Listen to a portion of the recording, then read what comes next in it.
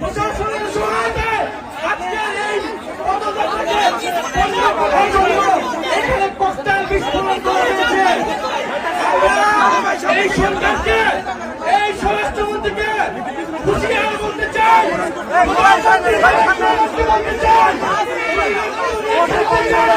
রক্ত দিয়ে খেলা করে আমার ভাইয়ের রক্তে রঞ্জিত হয়েছে সবাই। জবাব দিতে হবে, নিরাপত্তা নিশ্চিত করতে পারে নাই,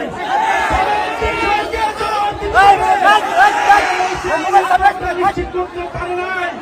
আপনারা ককটেল ফুটান, গুলি চালান, বোমাবাজি করুন, এনসিপির জুলাই পদযাত্রা চলমান থাকবে। প্রত্যেকটা উপজেলায় আমরা জুলাই পদযাত্রা নিয়ে যাব, জনগণের গণনায় বাস্তবায়ন করব, হত্যাকারীদের বিচার নিশ্চিত করব এবং সীমান্তের সুরক্ষা সহ তরুণদের কর্মসংস্থান সকল দাবি আমরা নিশ্চিত করব। আমরা হুঁশিয়ারি দিতে চাই, এই সবার যারা দায়িত্বরত রয়েছে, পুলিশ প্রশাসন, ডিসি, কেন বিদ্যুৎ অফ হয়ে গেল, কিভাবে ককটেল বিস্ফোরণ হলো, এইখানকার এমপি সে কি করে, সে কি নিরাপত্তা নিশ্চিত করেছে এলাকাবাসী,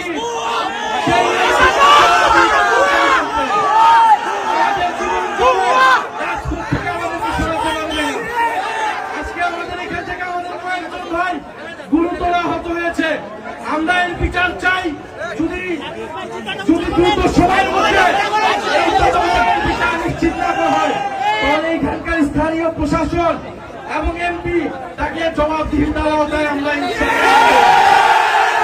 এনসিপির পদযাত্রা চলমান থাকবে।